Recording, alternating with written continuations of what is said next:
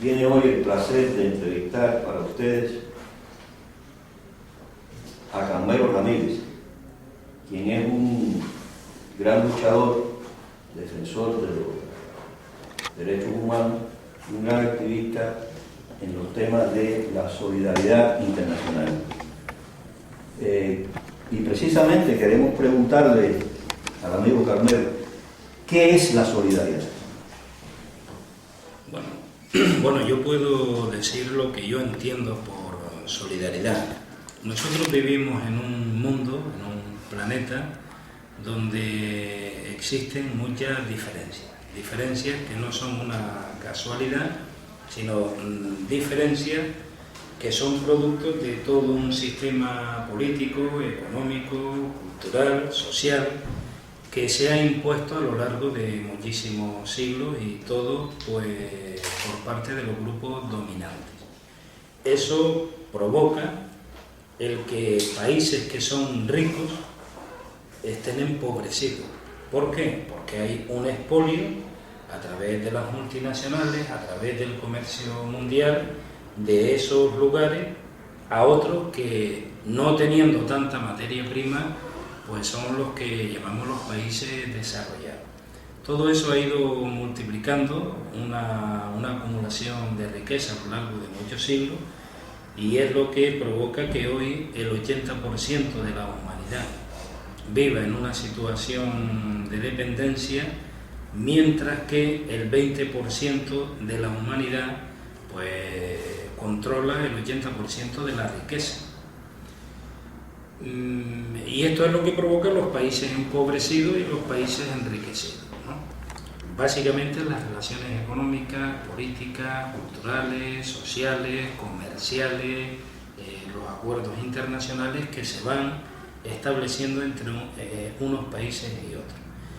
Solidaridad en este contexto, pues para mí, yo la definiría como la actitud, el comportamiento de los seres humanos para eliminar esas barreras, esas causas que son de naturaleza esencialmente política y económica, que provocan todas estas diferencias entre unos países y otros, entre unos ciudadanos, la inmensa mayoría, y otros, ¿no? Por tanto, solidaridad es eliminar esas barreras, que quiere decir afrontar las causas que provocan esas diferencias y crear las bases para un mundo donde la igualdad, el respeto a los derechos humanos, el desarrollo, la cooperación internacional, pues sean, digamos, los ejes y no lo que hoy predomina, que son los intereses de las grandes potencias, el comercio de armas, la hegemonía de unos sobre otros, que es lo que provoca precisamente situaciones absolutamente intolerables para la dignidad humana, diría yo, ¿no? Y en segundo lugar, solidaridad es cuando en el plano personal uno da no lo que nos sobra a nosotros, sino lo que nosotros necesitamos también para poder vivir. Cuando nosotros damos lo que nos sobra, eso no es solidaridad, eso podría ser paternalismo, podría ser asistencialismo, pero cuando uno da nuestro dinero, nuestro tiempo, nuestros conocimientos, es decir, lo que uno necesita para poder vivir, pues bueno, entonces estamos entrando en actitudes y comportamientos individuales realmente solidarios. Por tanto, solidaridad o una conciencia internacionalista, una conciencia solidaria, significaría, desde mi punto de vista, afrontar la estructura y afrontar también un cambio de actitud personal para luchar pues por otra sociedad mucho más libre y más justa. En este ámbito de la solidaridad hay un conjunto de acciones que ustedes han desarrollado. Cuando digo ustedes me refiero no solamente al caso personal, sino también en grupos de personas, ¿no? En relación con algo que siempre nos ha motivado mucho, que es el conflicto del Sáhara. Nosotros hemos tratado este tema del Sáhara, pero lógicamente este es un programa que se llama Al hilo de la historia y trata de historia. ¿Cuáles son las raíces históricas de este conflicto del Sáhara, que tengo entendido que ya en estos días ha cumplido 40 años de existencia, ¿no? El conflicto... Sí. Precisamente hoy, o digamos en este mes de mayo, se cumple el 40 aniversario de la creación del Frente Polisario y del inicio de la lucha del pueblo saharaui por su liberación.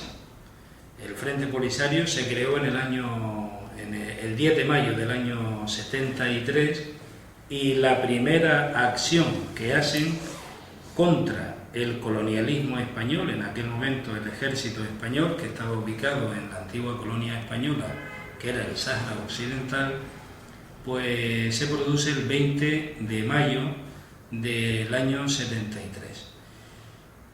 La colonización española de todo lo que es este territorio, pues data de aproximadamente finales del siglo XIX hasta el año 75. Son aproximadamente casi un siglo de colonización. En este tiempo España, como país colonizador, digamos, se aprovechó de la posición básicamente geoestratégica del Sáhara Occidental y también de sus recursos naturales, sobre todo minerales, fosfatos, es decir, estamos hablando de que el Sáhara tiene los principales yacimientos a cielo abierto de fosfato del mundo y sobre todo de la pesca, teniendo en cuenta también que estamos ante un banco pesquero que es de los más relevantes a nivel mundial, ¿no? Por tanto, la posición española durante todo ese tiempo fue como país colonizador. Ahí se llevaron, sobre todo de las Islas Canarias, muchos habitantes que iban desarrollando su vida ahí, porque durante esos casi 100 años la situación de las Canarias era una situación de extrema pobreza. Entonces la gente de aquí emigraban, muchos al continente latinoamericano, básicamente a Cuba, Venezuela, Argentina, básicamente casi todos los países latinoamericanos, y al norte de África, es decir, al Sáhara Occidental, teniendo en cuenta que el Sáhara Occidental está a una distancia muy corta de las Canarias. El punto que une Fuerteventura y Tarfaya son 100 kilómetros de distancia, con lo cual, aparte de la experiencia que había también de muchos canarios que iban a trabajar al Sáhara, no solo a la antigua colonia, sino en los barcos pesqueros, y pasaban pues muchos meses de su vida en todo lo que es la costa saharaui y también en Mauritania. A lo largo de la década de los años 60 se va produciendo todo el movimiento de los países, digamos, de las colonias africanas para constituirse como estados libres.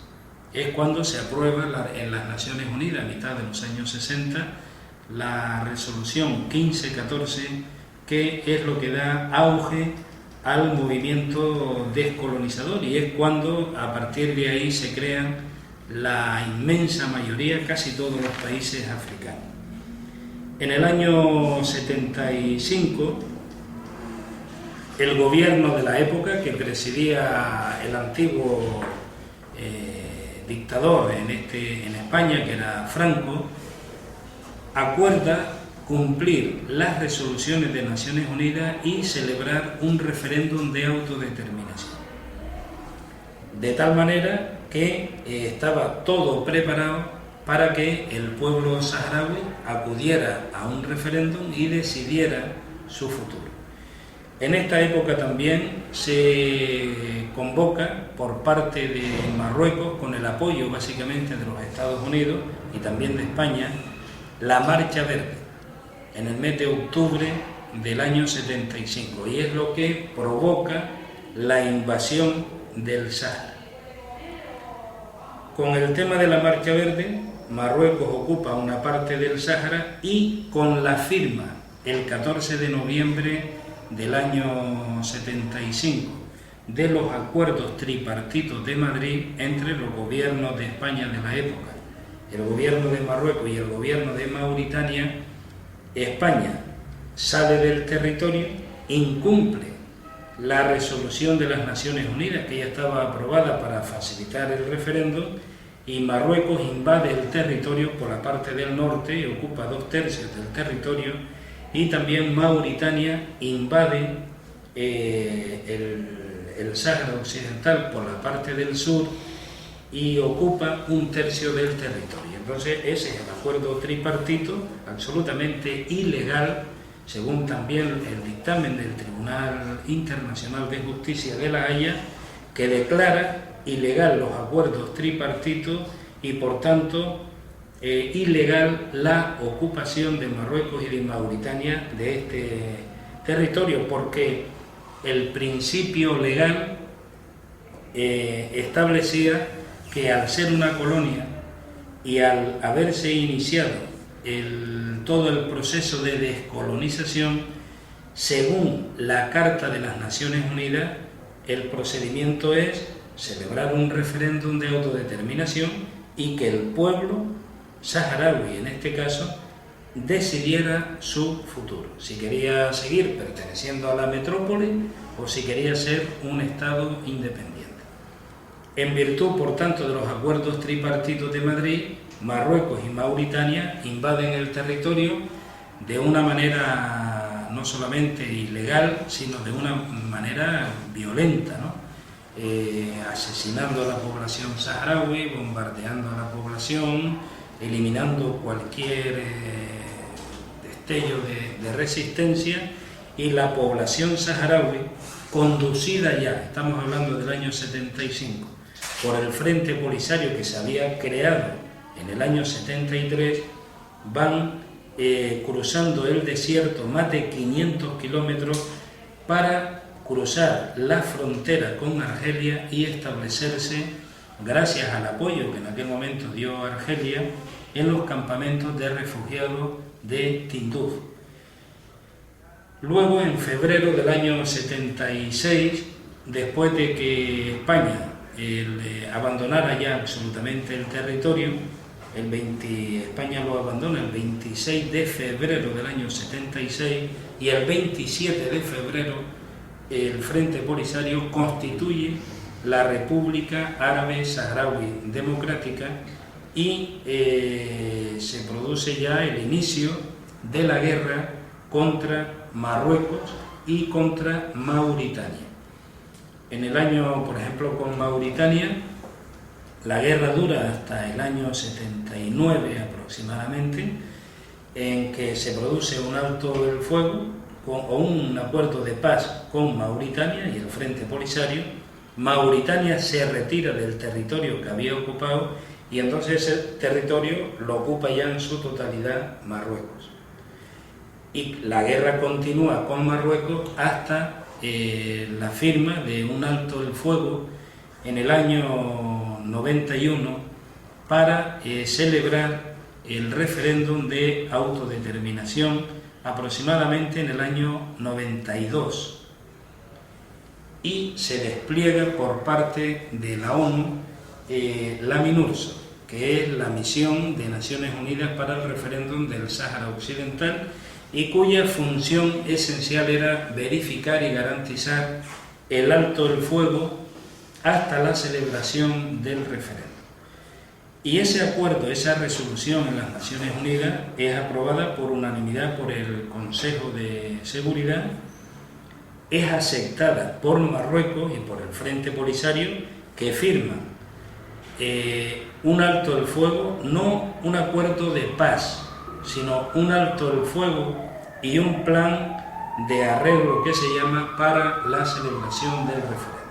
A partir de ahí, del año 91, del año 90, sí, prácticamente del año 91, 92, el gobierno de Marruecos, que ocupa ya de manera ilegal todo el territorio, se opone a la celebración del referéndum, y es cuando se establece, digamos, esta disputa entre, por un lado, la posición marroquí, que se niega a cumplir las reiteradas resoluciones de las Naciones Unidas, reafirmando una y otra vez el derecho del pueblo saharaui a vivir en su territorio y a decidir y a celebrar un referéndum para decidir su futuro.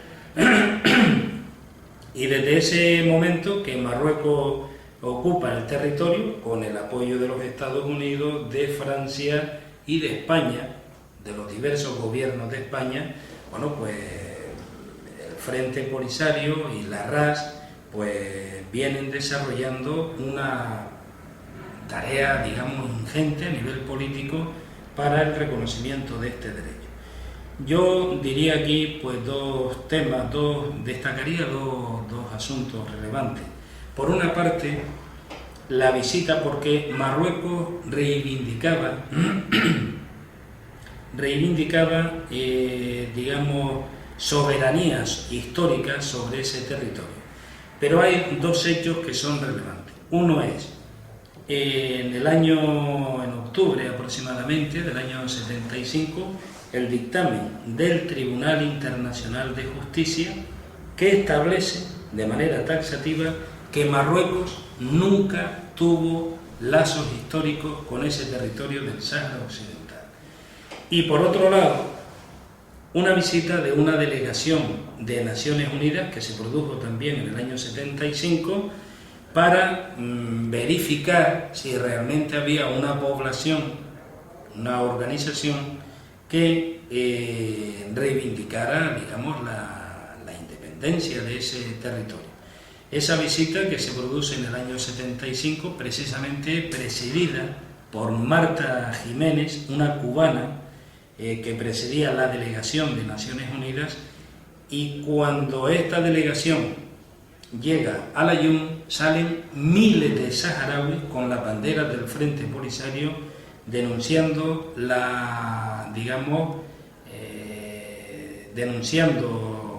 la necesidad del referéndum y su deseo de ser un país independiente. En aquel momento quien ocupaba el país era España, ¿no? Bueno, esos son algunos de los antecedentes históricos. Desde el año 92 hasta hoy, pues se viene produciendo muchas resoluciones de la Asamblea General de la ONU, del propio Consejo de Seguridad, todas reafirmando el derecho del pueblo saharaui a dos temas. Uno, a la celebración del referéndum de autodeterminación para decidir su futuro, y dos, el derecho a los recursos económicos, los recursos naturales como los fosfatos, la pesca, los minerales, etcétera, que Marruecos viene explotando de una manera absolutamente ilegal. Hay un dictamen también de los servicios jurídicos del año 91 de la ONU, en el sentido de que las riquezas del Sáhara Occidental pertenecen a la población autóctona, porque no se reconoce la soberanía marroquí sobre el territorio, porque precisamente eso está sujeto al referéndum de autodeterminación. Si Marruecos, nadie le reconoce la soberanía sobre el territorio, el gobierno de Marruecos no puede negociar, aprovecharse de las riquezas naturales, económicas de este territorio que le pertenece a la población saharaui.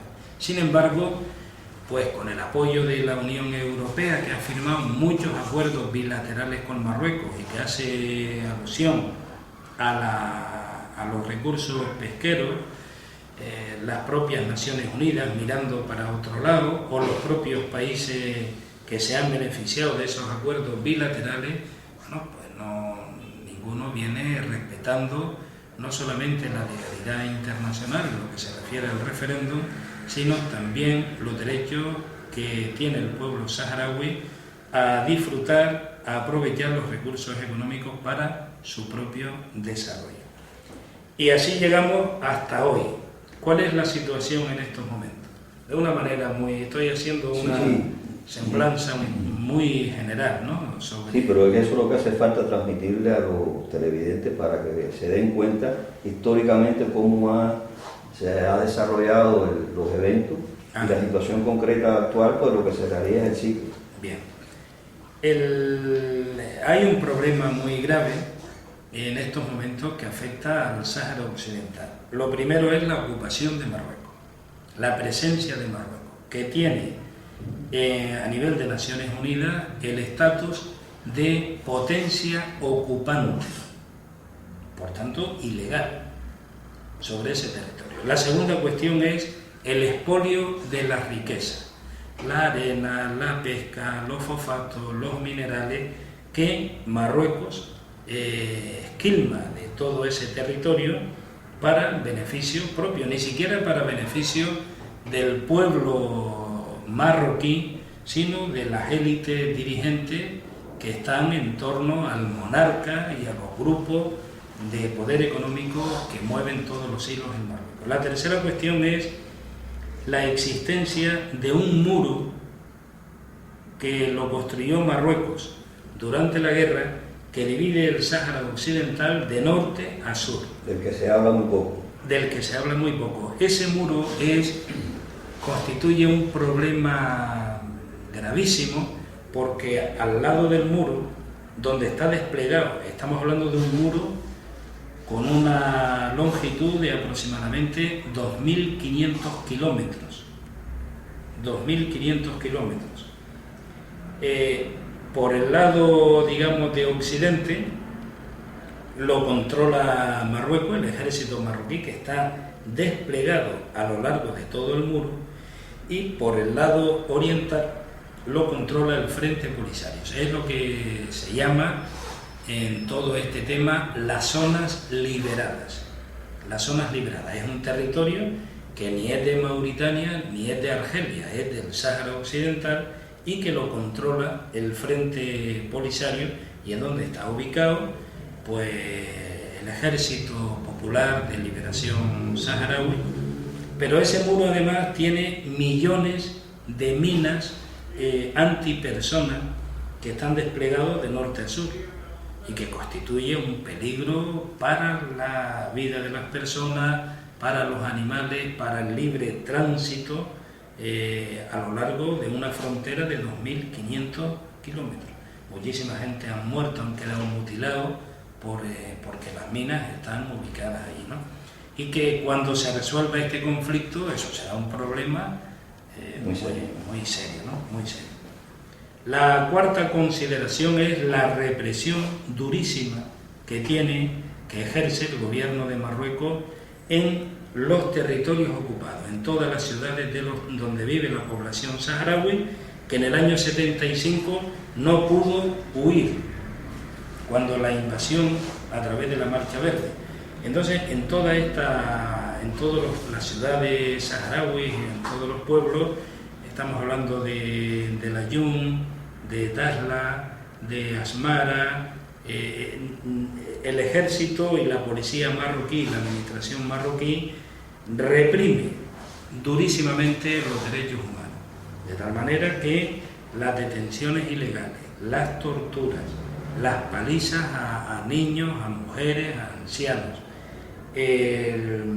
las condenas, en algunos casos a cadenas perpetuas, a 30 años de prisión, a 25 años de prisión, simplemente por asistir a una manifestación reivindicando que se cumplan las resoluciones de las Naciones Unidas. Bueno, pues Marruecos trata de doblegar la voluntad de los saharauis a través de esta represión durísima contra la propia población. Por otro lado, la situación terrible que hay en los campamentos de refugiados en Tinduf. la zona de Tinduf, que es territorio argelino, alberga a los refugiados saharauis, pero claro, estamos hablando de centenares de miles de refugiados que viven ahí desde el año 75, es decir, desde hace ya 38 años, en tiendas de campaña, en casitas de barro, y que dependen absolutamente de la ayuda internacional. Ahí estamos en una zona de un clima durísimo, un clima extremo, donde en el verano la temperatura puede llegar a los 50 grados y en el invierno a 0 grados. Y que las condiciones de vida, de la alimentación, del vestido, las condiciones sanitarias, las condiciones de las viviendas son absolutamente precarias. Con lo cual estamos al borde, junto con la crisis económica que hoy sufren los países que habitualmente vienen colaborando, han venido colaborando con la ayuda humanitaria, que han tenido recortes económicos muy fuertes. Bueno, pues estamos al borde de un genocidio de carácter humanitario que afectaría a toda la población. Dicho esto, también hay que decir que en todos estos 40 años el pueblo saharaui, el Frente Polisario, tiene grandes avances, porque no todo es negativo. Primero, ha constituido un Estado que hoy es reconocido por más de 80 países en el mundo. En segundo lugar, la RAS pertenece como miembro de pleno derecho de la Unión Africana, mientras que Marruecos no pertenece a la Unión Africana. Es decir, que el Estado saharaui ya existe, ¿no?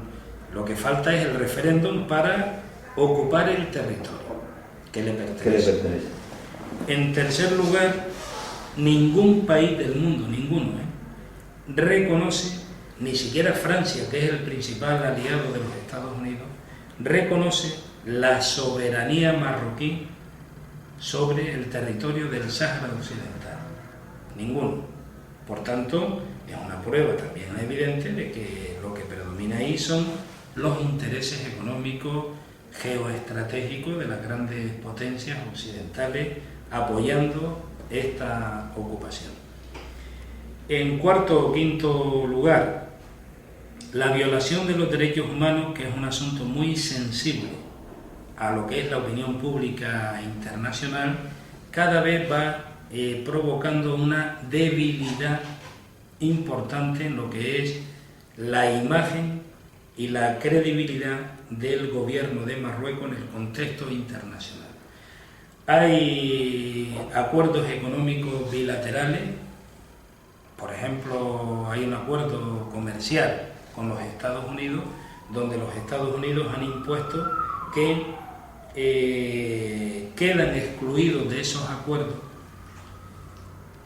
todo lo que es el territorio del Sáhara Occidental.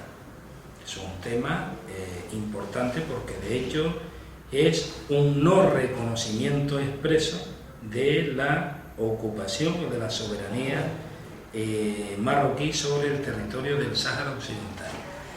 La Unión Europea en recientes acuerdos también cada vez más condiciona la cooperación de carácter bilateral con el gobierno de Marruecos al respeto a los derechos humanos por parte de Marruecos en el Sáhara Occidental. Por tanto, son factores importantes que hay que tener en cuenta.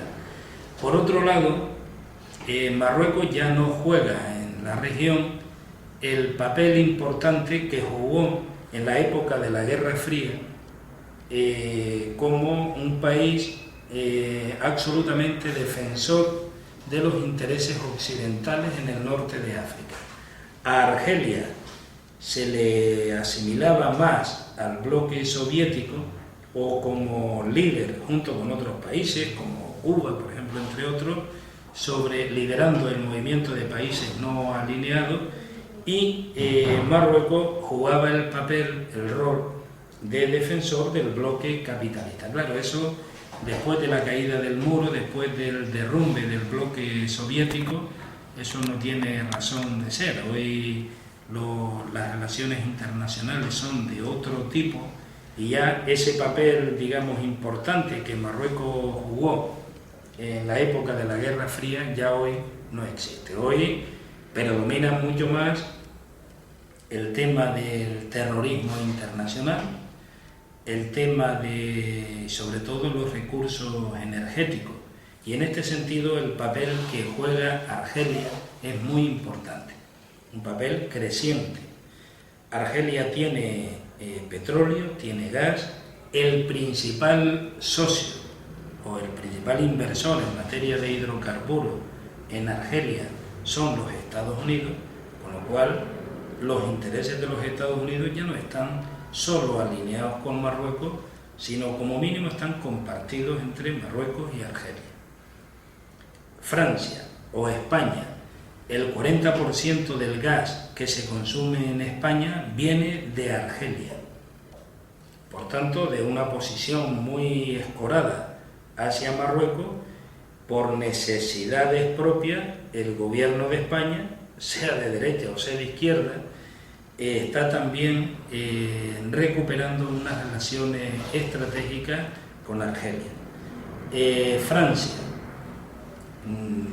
ha firmado recientemente acuerdos comerciales y de cooperación muy importantes con Argelia, teniendo en cuenta que Francia fue el país que ocupó Argelia, que además la guerra de liberación de Argelia produjo más de 1 millón de muertos, y que la influencia francesa en Argelia y la presencia también de una comunidad argelina en Francia es muy, estamos hablando de varios millones de personas, que es una opinión pública muy importante, y a Francia, además de esto, lo que le interesa es no depender en materia de la aportación de recursos energéticos de Rusia, del gas o del petróleo que viene del norte, sino también le interesa recuperar suministro por el sur, y eso solo puede venir de Argelia, ¿no?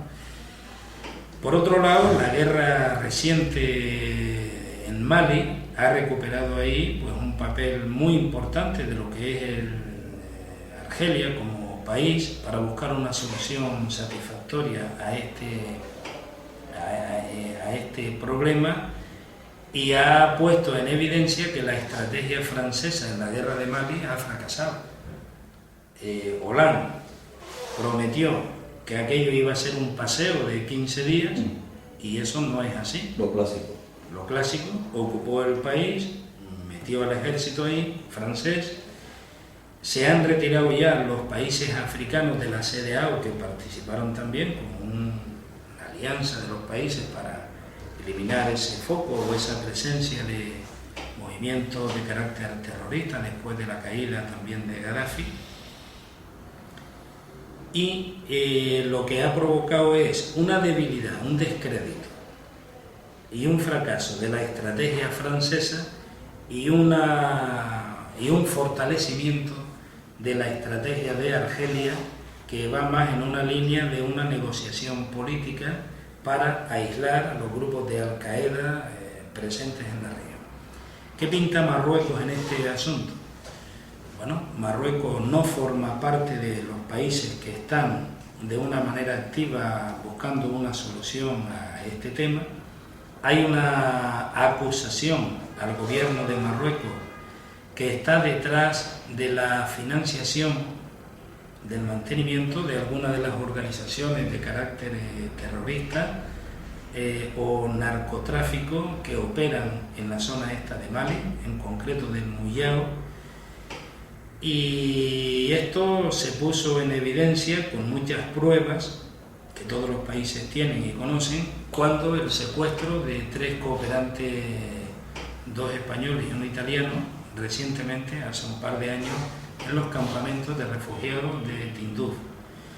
Bueno, pues, y lo más reciente ha sido una propuesta del gobierno de los Estados Unidos en este último mes de abril para exigir el respeto a los derechos humanos en el Sáhara Occidental, pero además ampliar las competencias de la MINURSO, y no solamente la MINURSO esté ahí para verificar el alto el fuego de un referéndum que lleva ya retrasado desde el año 92 y encargar a la MINURSO del respeto, de verificar el respeto a los derechos humanos en el Sáhara Occidental. Eso provocó un rechazo total de Marruecos, y con el apoyo de Francia, de España y de Rusia, digamos, ese acuerdo o esa propuesta del gobierno de Estados Unidos al final se retiró y no salió en la resolución final. Pero bueno, es un aviso, es una llamada al propio gobierno marroquí de que no puede actuar con impunidad en el Sáhara Occidental. A pesar de eso, Marruecos viene reprimiendo durísimamente en estos días. Ayer mismo, hoy es día 22 de mayo, ayer un periodista canario de la cadena SER intentó entrar en el Aaiún y sin ningún tipo de explicación se le impidió por parte de la policía marroquí. Lo que tratan ellos es de bloquear el Sáhara Occidental a la presencia de observadores, de organizaciones defensoras de los derechos humanos o de prensa internacional para contar al mundo lo que allí ocurre. Pero ya hoy, con las nuevas tecnologías, eso no se puede evitar, y en estos momentos, bueno, esta es un poco... Yo quisiera, en este caso, tengo otras preguntas históricas, pero quisiera ver un paréntesis, porque en este caso lo que se ha producido con el periodista de la cadena SER, creo que tanto usted en su propia persona como en el caso del eurodiputado Willy Meyer también se ha producido. Sí, sí, no es un hecho aislado. Marruecos trata de impedir, en algunas ocasiones incluso expulsa violentamente a observadores que han tratado de ir ahí a expresar una acción de denuncia y la solidaridad con la población saharaui. Willy Meyer, eurodiputado de la izquierda europea, lo ha intentado en varias ocasiones, siempre se lo ha impedido Marruecos, y eso que es un eurodiputado y que va allí no a declarar la guerra ni mucho menos a Marruecos, sino pues en plan pacífico verificar todas las denuncias que se vienen haciendo. Muchos periodistas, muchas delegaciones de muchos países que hemos intentado entrar en este territorio, en algunas ocasiones se ha conseguido entrar y en otras, la mayoría, no. Sin embargo, bueno, a nivel del movimiento solidario hay un compromiso para seguir enviando observadores y para seguir denunciando en todas las instancias de defensa de los derechos humanos este comportamiento que Marruecos hace en los territorios ocupados. Ahora, vamos nuevamente a la cuestión histórica.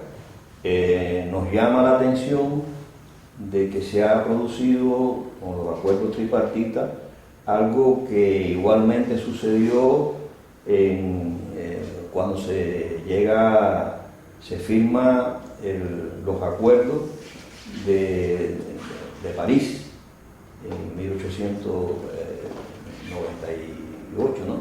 Sí, pues.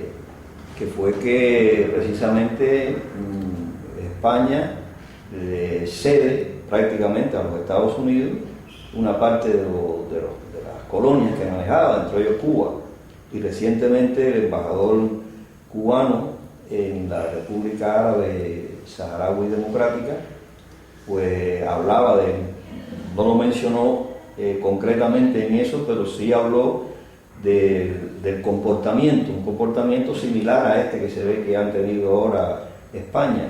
¿Cómo valoras esta situación? Absolutamente cierto, es decir, España, el gobierno de España de la época, ¿no?, de finales del 19, cuando pues, el Tratado de París.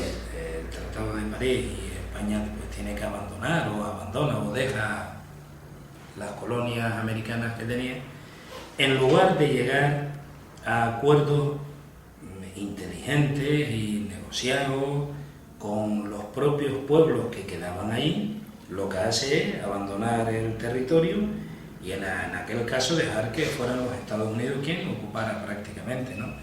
En el caso de los acuerdos tripartitos de Madrid del año 75 en relación a esta colonia africana, España hace lo mismo, es decir, lo que predomina son intereses de las élites dirigentes españolas, tanto en los acuerdos de París como en los acuerdos estos de Madrid, y lo que no se tiene nunca en cuenta son los intereses legítimos, legales y además desde el punto de vista de los derechos humanos absolutamente reconocidos por todo el mundo, de los pueblos que sufrían, digamos, la colonización por parte del gobierno de España. Yo creo que afortunadamente la historia de los pueblos es una historia, la historia mundial, es una historia de liberación, pero también es una historia de opresión, de traiciones y en este sentido quiero recordar, es decir, el papel que en el caso de la colonia del Sáhara Occidental jugó en el año 75 el propio rey actual de España, Juan Carlos I. Franco ya estaba en el año 75 agonizando. Juan Carlos, que en aquel momento era príncipe, pero en calidad de sustituto del jefe del Estado, que era Franco, visita el Sáhara Occidental aproximadamente en el mes de octubre, ¿no?, del año 75, y promete a la población saharaui que España nunca les iba a abandonar. También eso lo hizo posteriormente Felipe González, que España nunca iba a abdicar de sus obligaciones con la población y que por tanto que estuvieran tranquilos y tal. Eso fue una traición. El primero que traicionó al pueblo saharaui fue el actual rey de España, Juan Carlos I, y nunca ningún gobierno, ni el jefe del Estado, que es Juan Carlos I, pues ha resarcido esta deuda histórica que el Estado español tiene con la población saharaui. ¿Y cómo se siente ese pueblo que se ve traicionado? Porque incluso yo tengo entendido que eran ciudadanos españoles, ¿no? También se les reconocía. Toda la población saharaui. Sí, que dejaron de ser ciudadanos españoles así. De la noche a la mañana. Toda la población saharaui tenía reconocida la ciudadanía española. De tal manera que cuando España se retira y entran, digamos, los dos países que invaden el territorio, Marruecos y Mauritania, pues esta población queda absolutamente abandonada, sin legitimidad supuestamente ninguna, sin reconocimiento, digamos, de su derecho legítimo alguno, y además pues siendo masacrada y bombardeada por los dos ejércitos invasores. Fue el Frente Polisario y la ayuda internacional que desde el primer momento pues tuvo lo que obró, digamos, el milagro de que pudiera sobrevivir a esa invasión y a ese bombardeo, ¿no? Y luego poder mantener una lucha constante que dura hasta hoy de lo que ha sido los legítimos derechos del pueblo saharaui. Por eso el papel de los estados, o en este caso de los diversos gobiernos de España y del Estado español, es un papel vergonzoso. España tiene una deuda política, una deuda legal, una deuda moral, una deuda económica con la población saharaui. No es cierto que el Estado español ahora se lave las manos diciendo, bueno, que está lo que digan las Naciones Unidas. España tiene en este sentido que tener en consideración dos cuestiones. Una, que traicionó a la población saharaui con los acuerdos tripartitos, y eso provocó la tragedia del pueblo saharaui, que dura hasta hoy, y además de ello, pues esa deuda nunca se ha saldado, y no vale mantener una posición de neutralidad. La segunda consideración es que España tiene en Naciones Unidas el estatus de país administrador. Marruecos tiene el estatus de potencia ocupante. Por tanto, España no puede estar mirando para otro lado, ni por razones históricas, ni por razones jurídicas, porque es el país que tenía que haber culminado el proceso de descolonización. Desgraciadamente, la posición del gobierno de España afortunadamente no es la misma que la del pueblo español. El pueblo español mantiene prácticamente en todos los lugares una actitud de solidaridad, de apoyo a la causa saharaui, pero que eso no se corresponde con el posicionamiento del gobierno de España, que está defendiendo más la soberanía marroquí sobre el territorio que el cumplimiento de las resoluciones de Naciones Unidas. Esto lo ha expresado abiertamente el actual ministro de Asuntos Exteriores, el señor Margallo, y también lo planteó el anterior ministro de Asuntos Exteriores en el gobierno de la etapa última socialista, Moratinos, defendiendo abiertamente la ocupación marroquí del territorio y que la solución sería aceptar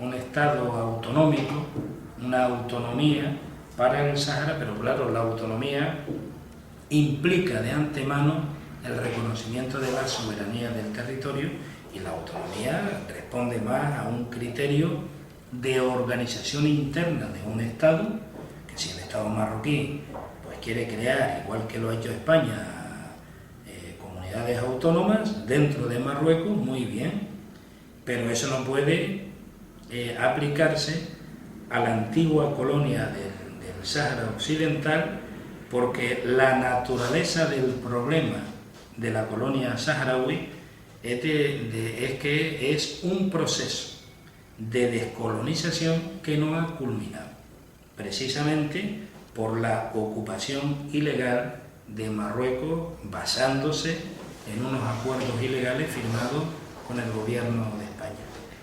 En esta visión en retrospectiva, recuerdo que en el caso de la Marcha Verde y demás, se hizo una gran operación mediática que se representaba no como esto que usted me cuenta, sino que era el pueblo marroquí avanzando para recuperar sus territorios y demás. ¿Usted considera de que esto demuestra de alguna manera cómo los medios se convierten a veces en agentes más bien de propaganda, que realmente lo que deben hacer como cumplimiento de brindar una información objetiva a las personas que acceden a ellos? Sí, los medios desgraciadamente sirven a los intereses de sus propietarios. No existe libertad de expresión en el sentido de que cualquier medio o que todos los medios de comunicación velen por la objetividad y por la verdad. Normalmente, cuando hay un conflicto, los principales medios, los que más influencia tienen a nivel mundial, pues sirven a los intereses de los que están detrás, de sus propietarios. Eso lo hemos visto, por ejemplo, en la guerra de Oriente Medio, en el conflicto israelo-palestino. Lo hemos visto también en la ocupación de Irak, donde a través de los medios se desarrolla una fortísima campaña diciendo que era muy urgente ocupar militarmente Irak por el famoso tema de las armas de destrucción masiva, y al final Central no había ni nada, todo eso fue un simulacro. Claro, hay centenares de miles de muertos, un país absolutamente destruido, un sistema político inexistente, y eso, el papel que han jugado los medios ahí, los medios de comunicación, básicamente en poder de los Estados Unidos, pues ha sido determinante, de tal manera que los propios militares que dirigieron la ocupación en Irak dijeron que tan importante era controlar los misiles como el control de la información. En el caso de la Marcha Verde, la visión que se da pues era algo que sintonizaba con los intereses de los países que promueven este tema, los Estados Unidos, Marruecos, España. En España se plantea el asunto como una reivindicación de los marroquíes. No se informa para nada en la prensa de la época de los derechos del pueblo saharaui. Los militares españoles de la época eran contrarios a la invasión, porque eso era un deshonor para los propios militares, que salieron como gallinas ante 250.000 marroquíes que no eran militares, sino que eran personas manipuladas, reclutadas, gente muy pobre, gente marginada, y que son movilizadas por Hassan II para provocar, acallar los problemas internos y centrar toda la opinión pública interna marroquí sobre la recuperación del Sáhara Occidental. Cuando él sabía, y sabía todo el mundo, y además avalado por el dictamen del Tribunal Internacional de Justicia, aprobado antes o emitido antes de la Marcha Verde, de que Marruecos nunca había tenido lazos históricos con ese territorio.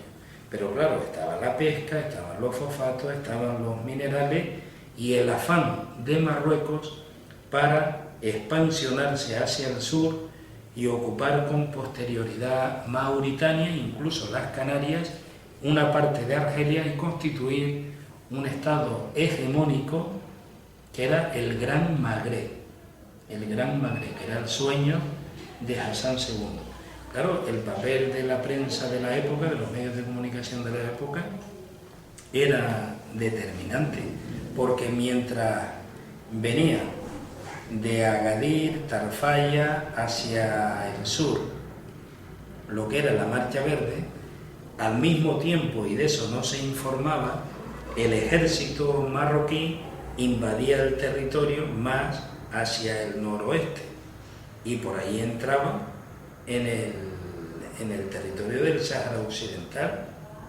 Entonces, y ahí después se inicia el bombardeo de la población saharaui. Quien bombardea es el ejército que venía invadiendo y entrando en el territorio más por la parte noreste, ¿no? O noroeste, mientras que todo el mundo estaba con la Marcha Verde.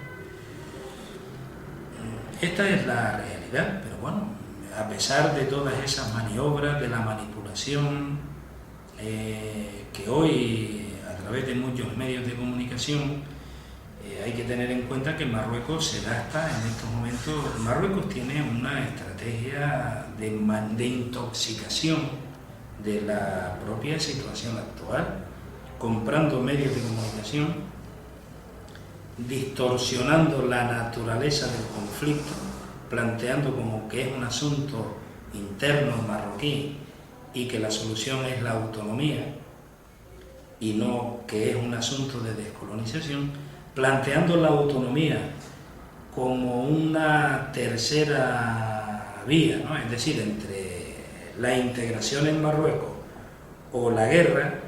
Oiga, pues la autonomía es un mal menor, y eso no es una tercera vía, eso es estar en la integración marroquí.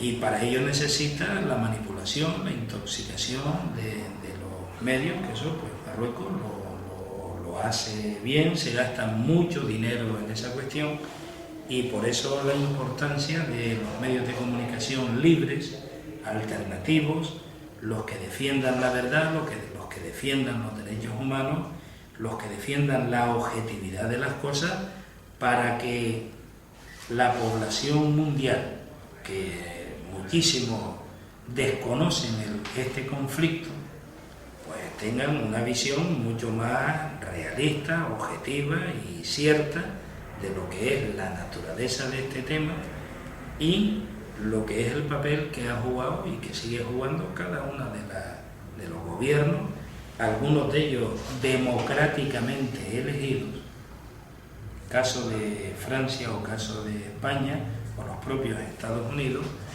pero que esos gobiernos democráticos son los que están propiciando la represión de los derechos humanos en el Sáhara Occidental. Es decir, lo que prima son los intereses, no los derechos de los pueblos.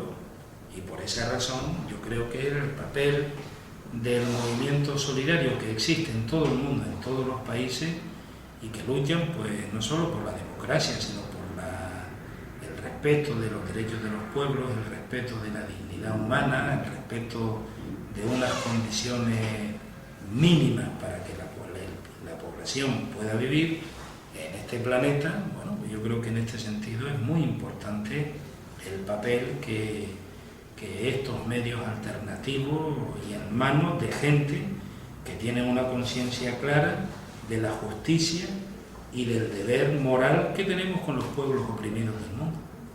En este aspecto de la solidaridad, de la cuestión histórica, al principio hablaba de que la solidaridad no era dar lo que sobraba, sino incluso lo propio.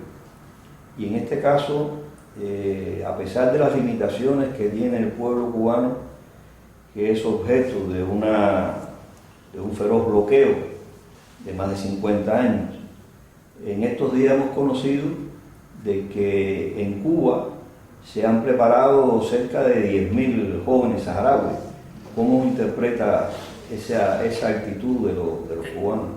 Yo creo que hay dos países esencialmente con los que el pueblo saharaui están absolutamente identificados y muy reconocidos, muy agradecidos por el papel que han jugado, que son Argelia, que les acogió desde un primer momento, que les ha prestado parte de su territorio para instalar los campamentos de refugiados, que además pues contribuye también a la propia formación de los propios jóvenes y del pueblo saharaui. Y el otro país es Cuba. Cuba, desde el primer año, desde el año de la invasión, desde el año 1975-76, Cuba ha mantenido una actitud realmente ejemplar en la defensa política, porque esto es un problema de naturaleza política, no humanitaria, ¿no? El pueblo saharaui no ha sufrido los efectos de un terremoto, de un volcán, de una tormenta. El pueblo saharaui ha sido expulsado de su territorio de una manera absolutamente ilegal. Es decir, estamos hablando de un problema que tiene una naturaleza política. El gobierno de Cuba ha apoyado políticamente siempre los derechos del pueblo saharaui, no solo en sus relaciones bilaterales, sino también en las Naciones Unidas, donde cada vez que ha habido que este tema se ha tratado en la Asamblea General o en el Consejo de Seguridad, siempre ha planteado que la única vía es el respeto de los derechos del pueblo saharaui y por tanto respetar el principio del derecho de autodeterminación y la celebración del referéndum. En segundo lugar, Cuba reconoce políticamente a la RAS, y eso es un gesto político para un pueblo que está luchando precisamente por recuperar su territorio, la totalidad de su territorio. Es un gesto político de primera naturaleza, ¿no? En tercer lugar, Cuba colabora y ha cooperado desde el primer momento de manera en lo que son los problemas materiales de carácter humanitario con el pueblo saharaui. Yo destacaría tres temas. Uno, la presencia de una brigada de médicos cubanos desde el principio en los campamentos de refugiados. Ahí sigue, en estos momentos, sigue habiendo un grupo de médicos cubanos que periódicamente se va renovando y que desde el primer día están prestando asistencia sanitaria a la población saharaui en los campamentos de refugiados. En segundo lugar, en el tema de la educación, Cuba ha acogido, a pesar de los propios problemas que tiene el gobierno de Cuba, problemas internos, ¿no?, de carácter social, de carácter económico, ha acogido a más de 1000 estudiantes saharauis cada año que han ido a Cuba, que se han formado en muchas disciplinas, en medicina, en enfermería, en educación, maestros, maestras, en ingeniería, en derecho, de tal manera que hoy hay miles de estudiantes, de jóvenes saharauis que se han formado en Cuba y que en estos momentos son la base para el funcionamiento de un Estado libre cuando recuperen su territorio, pero que en este momento vienen prestando todos estos servicios en los campamentos de refugiados que funcionan como un Estado. Por tanto, esa aportación de Cuba en materia de educación es una aportación estratégica, porque se está cooperando con este pueblo para el desarrollo del futuro y para algo fundamental que es la educación, la preparación, la formación. Un pueblo, si no está formado, siempre será un pueblo dependiente. Un pueblo, cuando está formado, tendrá sus dificultades, porque en este mundo, todo el mundo tenemos dificultades, pero será un pueblo que puede avanzar en unas condiciones de protagonismo muy importantes. Y después el otro tema es el mantenimiento de la lengua. Hay que tener en cuenta que el Sáhara, junto con Guinea Ecuatorial, eran las dos colonias españolas donde se hablaba el castellano, el español, y donde lamentablemente la posición del gobierno de España y del Estado español no solamente fue olvidarse de sus obligaciones políticas y morales con estos pueblos, sino hasta desde el punto de vista estratégico dejar de lado algo que interesa hasta para la propia expansión de la influencia española en ese territorio, que era el mantenimiento de la lengua, que después, si tú tienes un país que habla tu lengua, a través de ese país puedes facilitar muchas relaciones de todo tipo con los países del entorno que no hablan el español. En este caso, el gobierno de Cuba, que ha mantenido esa cooperación permanente con el Estado saharaui, pues ha servido también para fortalecer y mantener esas raíces que están en el propio pueblo saharaui, que es una cuestión también de cara al futuro fundamental, que es la lengua española en un entorno francófono, donde el que tú mantengas una lengua distinta es un elemento también de identidad y de cultura y de defender lo que es patrimonio también de los saharauis, que a lo largo, digamos, de un siglo, casi un siglo, pues pertenecieron como colonia española, ¿no? Por tanto, la posición cubana, a pesar de sus problemas, siempre ha sido una posición muy clara, muy de apoyo a la causa saharaui, y en este sentido pues tiene el reconocimiento no solo de la población saharaui, de las familias y demás, del propio Estado saharaui, sino del movimiento solidario a nivel internacional, que siempre ha reconocido públicamente. Yo he estado hace unos días en un acto precisamente conmemorando los 40 años de fundación, el 40 aniversario de la creación del Frente Polisario, y una de las intervenciones más aplaudidas allí fue la del embajador de Cuba, que intervino en ese acto ante miles de personas que estaban participando, ¿no? Y eso demuestra esa identidad, ese reconocimiento por parte del pueblo saharaui al pueblo de Cuba y al gobierno de Cuba.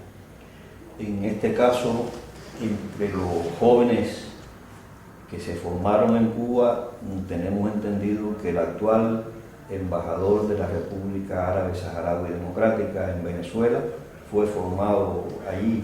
Y en este caso, al ser embajador, es que la República Bolivariana de Venezuela también reconoce a la raza. Sí, sí, Venezuela es uno de los países que reconoce a la raza desde hace ya bastante. Bueno, lo ha reconocido el antiguo presidente de Venezuela, Hugo Chávez, junto con muchos países del entorno, ¿no? Latinoamericanos como Ecuador, Bolivia, está en fase de reconocimiento Chile, me parece que Argentina también o lo ha reconocido ya o está en fase de reconocimiento, Uruguay, es decir, hay muchos países del continente latinoamericano, del área latinoamericana. México también reconoce a la RAS, hay embajadores en México, y precisamente el embajador de Venezuela actual, Mohamed Saleh, lo conozco bien porque estuvo de representante aquí en Canarias, pues su formación se hizo en Cuba, además con muchísimo sacrificio, porque con las carencias económicas que había y que hay, los jóvenes saharauis iban a Cuba con 12, 13 años, niños, y ahí estudiaban la primaria, la secundaria y la universitaria, en muchas ocasiones, en la mayor parte, sin regresar a los campamentos. Con lo cual había una separación de 13, 14 años de su propia familia, que no les veían, y eso es un drama. Porque se iban como niños o como niñas y ya regresaban como hombres y como mujeres, ¿no? Para concluir esta agradable entrevista, o más bien intercambio, hemos tenido acceso en estos días a un documento que, entre otros, usted firma, donde se proponen una serie de medidas concretas, como reiterar el apoyo al derecho a la autodeterminación, la preocupación por los derechos humanos en los territorios ocupados, implantar el mandato de MINURSO, apoyar proyectos de ayuda humanitaria y llamamiento al gobierno, instituciones públicas y a la población, el reconocimiento del Frente Polisario como representante del pueblo saharaui y un llamamiento especial a ONU, Estados Unidos, Francia y España.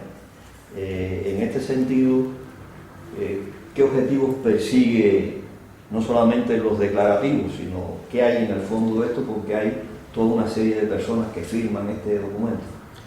El objetivo fundamental es seguir planteando que hay que seguir luchando por el reconocimiento efectivo de los derechos que tiene reconocido el pueblo saharaui. Y la primera prioridad, el tema fundamental para la resolución de este conflicto es la celebración del referéndum de autodeterminación.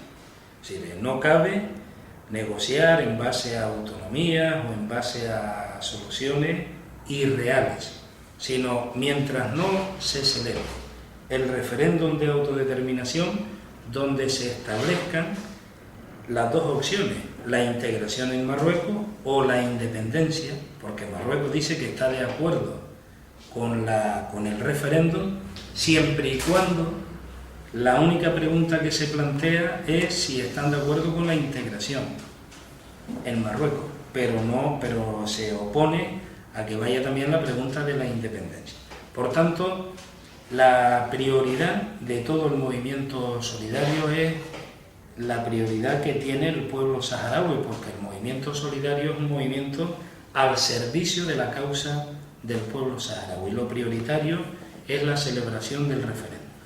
Junto con eso viene todo lo demás, es decir, hay que exigir el respeto a los derechos humanos en los territorios ocupados, hay que denunciar la actitud que tiene en este sentido el gobierno de Marruecos, hay que exigir también que los convenios de carácter económico, comercial, no afecten al territorio del Sáhara Occidental. Hay que seguir planteando y potenciando los proyectos de cooperación humanitaria con los campamentos de refugiados, porque la gente tiene que resistir y a que ahí se vive en unas condiciones muy, muy precarias. Y sobre todo hay que seguir trabajando la opinión pública para neutralizar esa intoxicación permanente que Marruecos y sus medios afines pues tratan de llevar a cabo en los medios, a través de los medios de comunicación, en las sociedades de todos los países y en la opinión pública en general. ¿Qué es lo que perseguimos con todas estas medidas? Bueno, pues que sencillamente que se respete la legalidad internacional, que se respeten los derechos del pueblo saharaui y que el pueblo saharaui pueda vivir en el futuro en un estado libre e independiente en su territorio. Eso es lo que se pretende y esa es la razón de ser del movimiento solidario con la causa saharaui. Pues, amigo Carmelo Ramírez, Hermes Internacional, Hermes Canarias y el canal Trabajadores Televisión le agradece estas palabras y su tiempo. Pues muchísimas gracias. Yo también quiero agradecer y hacer un reconocimiento a Hermes Internacional, a Hermes Canarias, los trabajadores que están, como ustedes, ¿no?, que están desarrollando una tarea ingente en beneficio de lo que es la paz mundial, lo que son los derechos de los pueblos a nivel mundial, lo que son las actitudes de solidaridad a nivel internacional y sobre todo ser voz de estos pueblos empobrecidos que tienen que utilizar todos los canales para hacer oír sus reivindicaciones, que no son sino pues la lucha por la justicia y la dignidad humana. Así que muchísimas gracias a ustedes y animarles en este trabajo que realizan, que es muy importante para estos pueblos.